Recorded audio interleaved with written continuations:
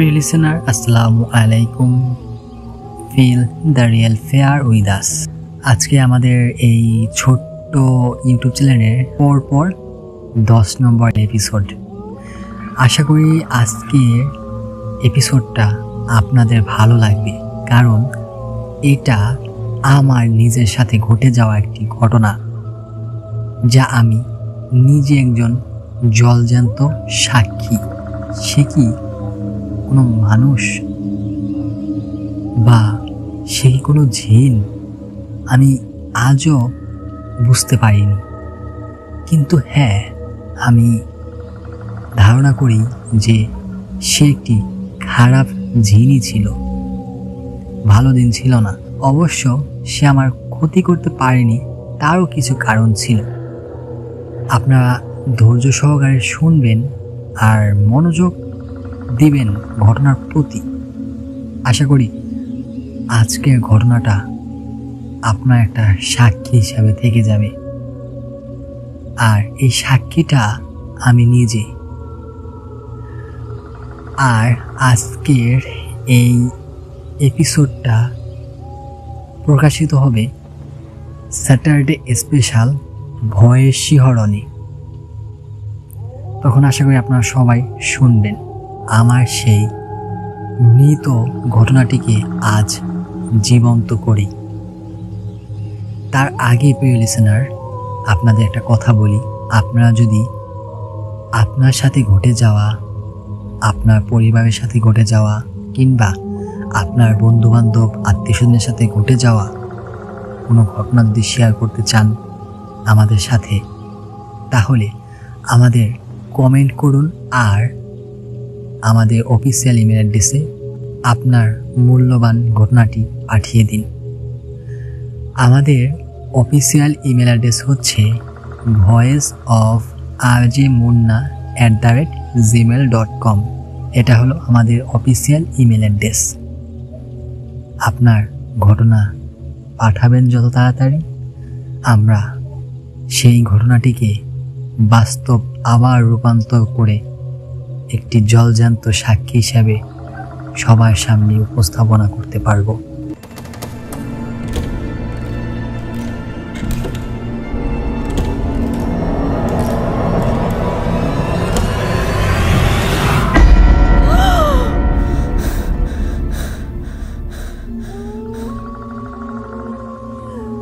ঘটনাটি কিছু বছর আগের।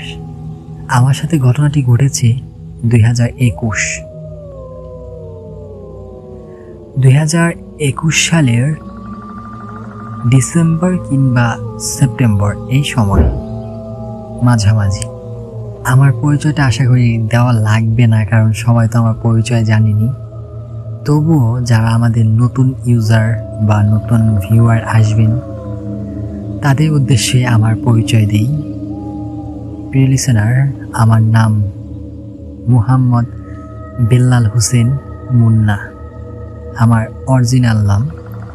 আর আমার ডাক নাম মুন্না। আর আমার পদবি আরজে মানে রেডিও জকি। তো এই রেডিও জকি আমার নষ্ট হয়ে যায় এক সময়। সেই সময়টা আমি আস্তে আস্তে আপনাদের মাঝে বলবো কিসের জন্য নষ্ট হয়ে যায়। আর বেশি কথা বাড়াতে চাই না, চলুন ঘটনা শোনা যাক।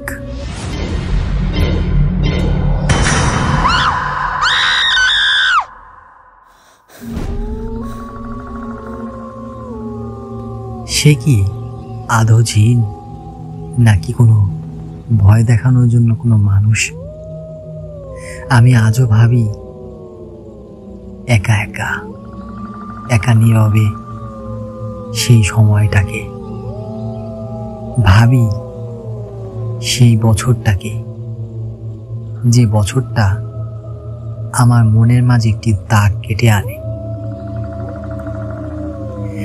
সালটা 2021 সেপ্টেম্বর কিংবা অক্টোবর। এই ঘটনাটি ঘটে আমার বড় বোনের বাড়ির পাশে। প্রিয় লিসেনার, এই ঘটনাটি ঘটে কিন্তু আমার বড় বোন মানে আমার আপন বড় বোন, তার বাড়ির পাশে। দুর্ভাগ্যক্রমে 2021 সালে আমার বড় বোন অসুস্থ হয়ে পড়েন, খুবই অসুস্থ হয়ে পড়েন। এই অসুস্থ হওয়ার পিছনেও অনেক কারণ আছে। ইনশাআল্লাহ যদি সময় হয় আপনাদের ঘটনার মাঝামাঝি আমার এই বোনের ঘটনাটিও বলতে পারবো। আমার বোনের ঘটনাটি এখনও চলমান, তাই আমি প্রকাশ করতে চাই না।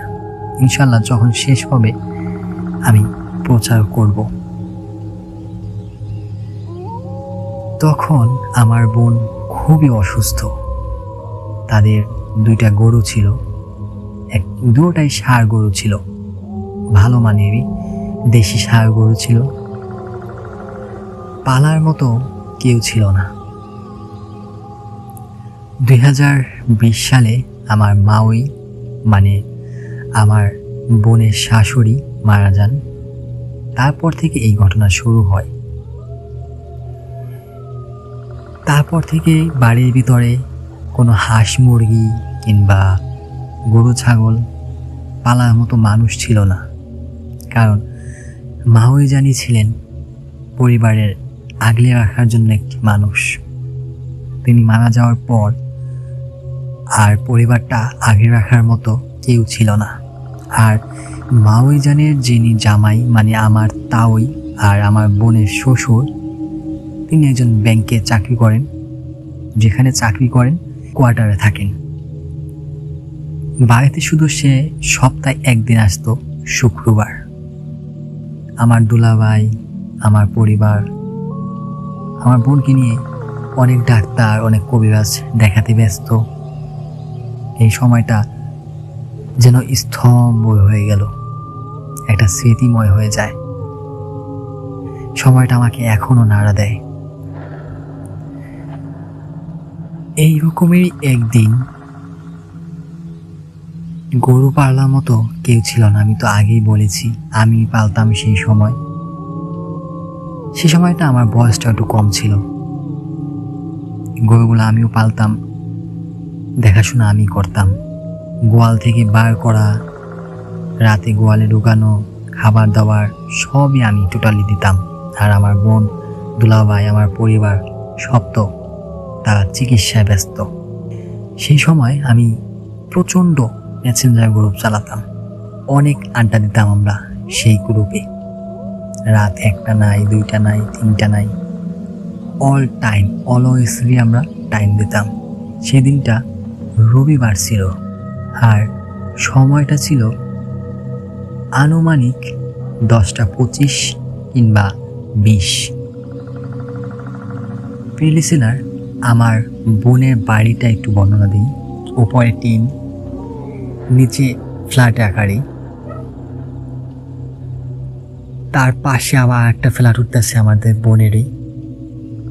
তার পাশে আবার ক্ষেত, মানে ক্ষেত মানে তো আমরা জানি বর্ষাকালে আবার ওই সময় পানি আসে ওখানে। সে সময় তো বর্ষাকাল ছিল না, বর্ষাকাল চলে গেছিল। রাত 10টা 45। এই সময় কথা বলতে বলতে আমি চলে যাই সেই ক্ষেতের মাঝখানে। যাচ্ছি আর কথা বলছি, যাচ্ছি আর কথা বলছি। আমার খেয়ালও নেই আমি কোথায় যাচ্ছি, কয়টা বাজে, কার সাথে কথা বলছি। আপনারা তো বুঝতেই পারছেন, মেসেঞ্জার গ্রুপ, এতটা আড্ডায় ছিলাম যে পরিকল্পনা করতে পারিনি আমি কোথায় আসছি। আবার তার পাশে একটা বড় আম বাগান গাছ আছে, যেখানে আশেপাশে বসতিও আছে, কিন্তু একটু দূরে। কথা বলতে বলতে আমি সেই আম বাগানের কাছে অনেকক্ষণ দাঁড়িয়ে কথা বললাম, প্রায় আধা ঘন্টা। তার মানে আধা ঘন্টা বলতে গেলে 11টা, 10:30 বাজে যেহেতু ওখানে ছিলাম, তার মানে 11টা। এই পাশে বোনেরা তো কেউ ছিল না, সবাই তো ছিল হসপিটালে। আমি কথা বলতে বলতে একটি আম গাছে হেলাম দিলাম। আমি যখন বলতেছি আমার শরীরের পশম শিউরে দিয়ে উঠছে। কথা বলতে বলতে আমি যখন ওই আম গাছের ডালে একটি পাতা ছিঁড়লাম, পাতা ছিঁড়তেই একটা শব্দ অনুভব করলাম।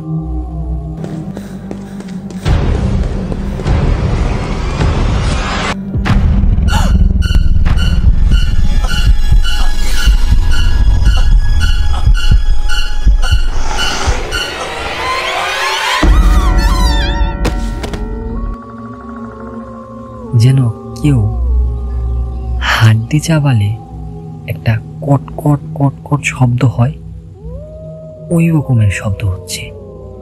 আমি অতটা বিষয়টা পাত্তা দিইনি। তবু আমি মনের সুখে কথা বলতেছি। একটা গরুর হাড্ডি যতটা প্রেসার দিয়ে ভাঙা হয়, ওই রকমের একটা হাড্ডির শব্দ পেলাম। এখন আমি একটু বিষয়টা কানে লাগালাম আর মোবাইলের দিকে তাকালাম। ভাবলাম হয়তো গ্রুপে কেউ খাওয়া দাওয়া করছে, হয়তো তারই শব্দ হচ্ছে।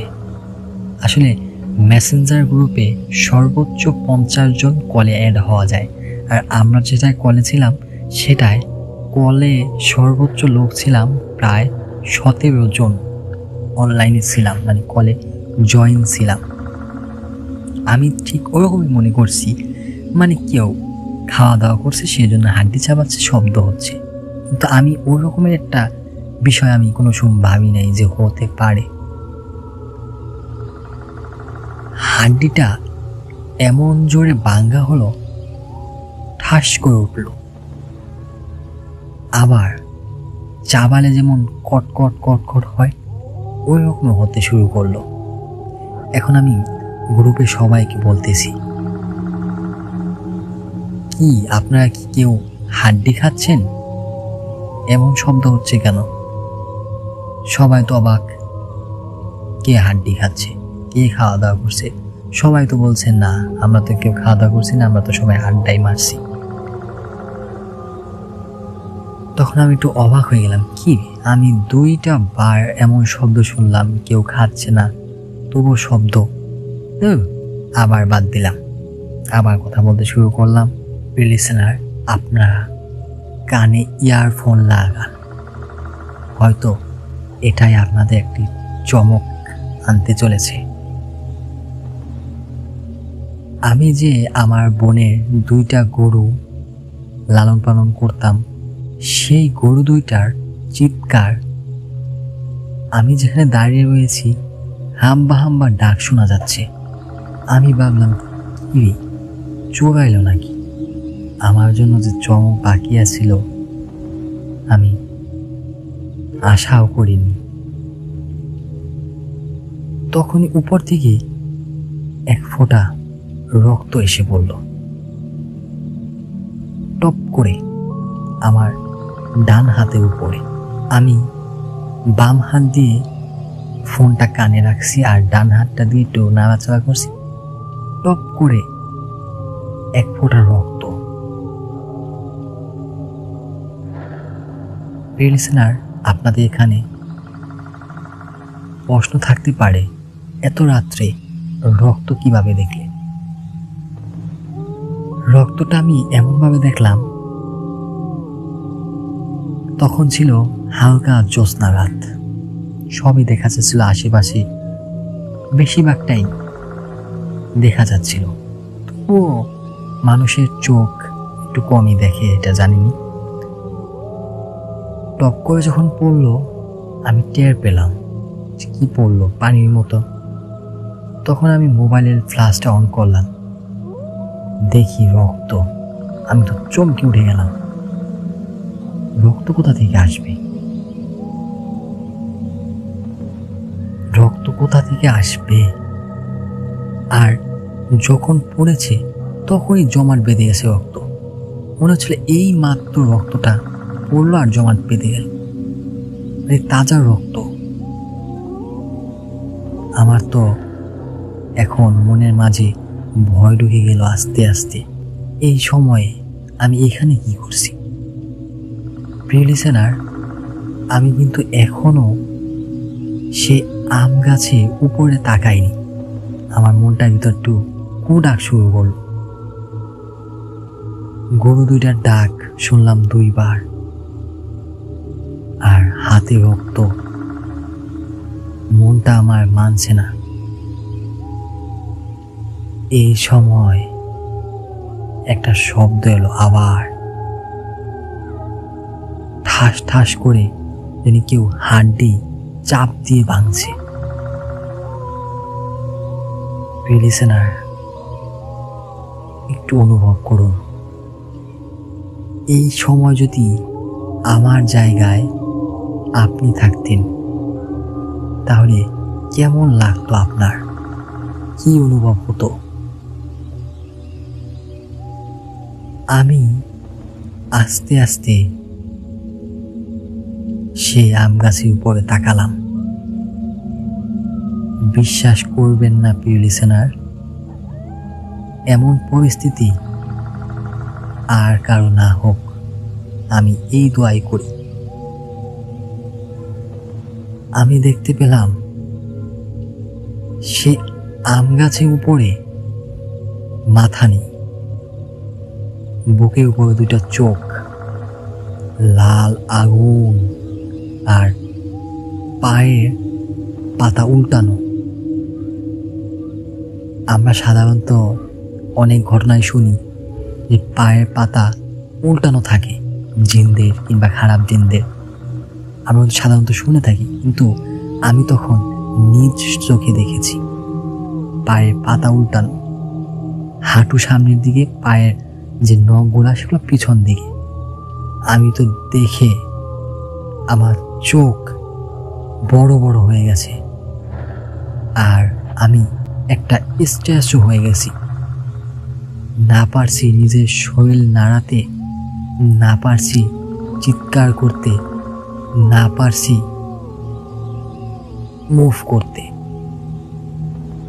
এখন আমি কি করব? কোথায় যাব?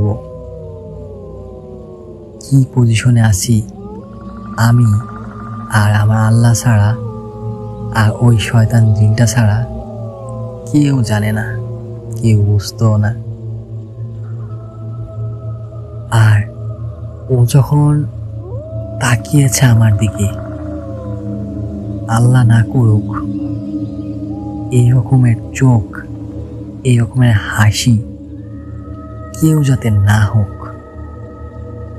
আমার গলা থর থর করে কাঁপা শুরু করছে, আর সে এমন বিচ্ছিরি হাসা হাসছে যাতে বোঝা যাচ্ছে আজ আমার শেষ দিন। প্রিয় লিসেনার, এই সময় সে আস্তে আস্তে উল্টোমুখী হয়ে গাছ থেকে নামতে শুরু করে। আমার এই ঘটনাটি বলতে গিয়ে আমার এখনো শরীরে পশম কাটা দিয়ে উঠছে। সে আস্তে আস্তে যখন নামছে, আমার রুহটা মনে হয় ফেটে বের হয়ে যাবে, এমন একটা অবস্থা। কিচ্ছু করতে পারতেছি না, আমি কিচ্ছু করতে পারতেছি না। আস্তে আস্তে যখন সে গাছে অর্ধেক নেমে গেছে, ইস, বিচ্ছিরি চিৎকার আর হুঙ্কার। সে বলে, তুই আজ আমার শিকার, তুই কোথায় যাবি?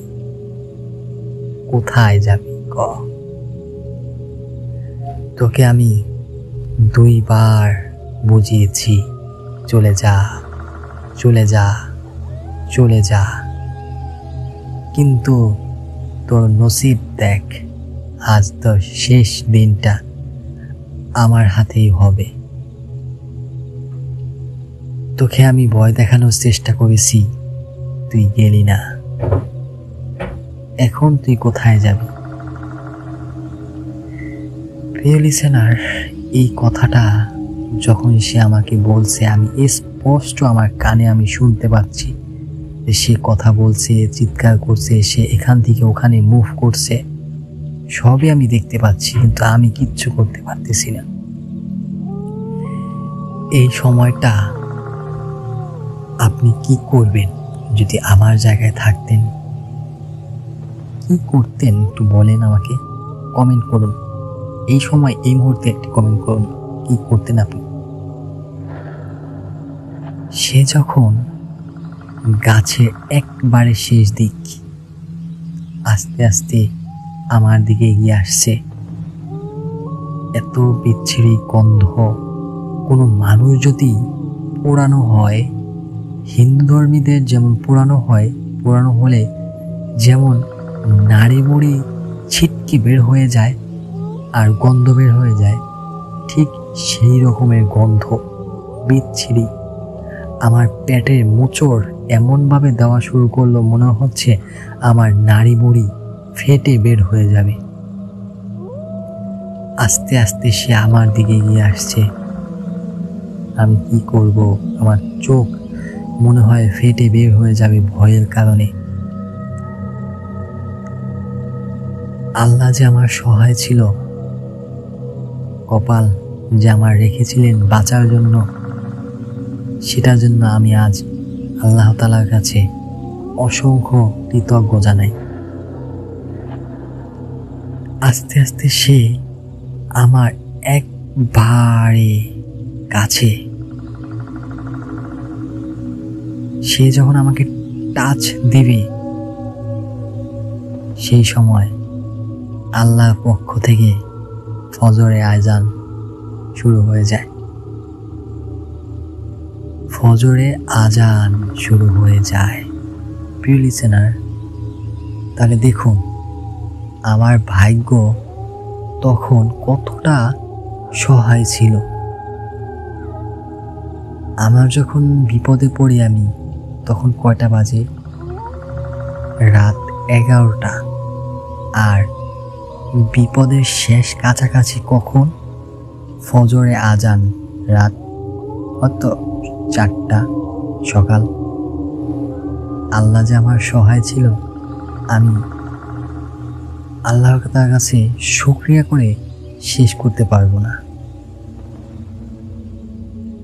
আর তার শেষ কথা ছিল কি প্রিয় লিসেনার জানেন? তার শেষ কথা ছিল, তুই এবারের মতো বেঁচে গেলি। তোর কপাল, তোর সহায়, তোর রব, তোর মালিক তোকে আজ বাঁচিয়ে নিয়েছে। তুই বেঁচে গেলি, কিন্তু কোনো দিন যদি আমার সামনে পড়িস, তুই আর জীবন নিয়ে বাঁচতে পারবি না। আর জীবন নিয়ে বাঁচতে পারবি না। এটা তোর মনে কর তো একটা সুযোগ ছিল। প্রিয় লিসেনার, আপনার কি মনে হয় যে এটা আমার সুযোগ ছিল, কিংবা আমার এটা ভাগ্য ছিল, কিংবা আমার রবের পক্ষ থেকে আমার জন্য সাহায্যের হাত এসেছিল? এটা আপনারা অবশ্যই কমেন্টে জানাবেন। আর এই ঘটনাটি এখানেই শেষ হয়ে যায়। আমি এই বিষয়টা কাউকে বলিওনি আর কাউকে শেয়ারও করিনি। এরপরে আরও একটি ঘটনা ঘটে, কিন্তু সেই ঘটনায় এই জিনটি ছিল না, অন্য জিন ছিল। এই ঘটনাটিও আপনাদের সাথে ইনশাআল্লাহ কোনো এক এপিসোডে শেয়ার করব, যেটা আমাদের বোনের বাড়িতেই ঘটে গেছে। সেটাও সাক্ষী আমি এবং আমার এক বন্ধু। প্রিয় লিসেনার, আজকে আপনাদের এই ঘটনা কেমন লেগেছে, বা কতটুকু বাস্তব লেগেছে, বা কতটুকু মিথ্যা লেগেছে, কতটুকু বিশ্বাস হয়নি, এটা জানাবেন। কিন্তু আমি একটি অক্ষরও মিথ্যা কথা বলিনি, বানাইনি। আর এই ঘটনাটি কিন্তু আমার নিজের সাথে ঘটে গেছে। আর আমি আরজে হিসাবে চেষ্টা করি মিথ্যা ঘটনা প্রচার না করতে, কারণ হাসরের ময়দানে আমাদের জবাব দিতে হবে।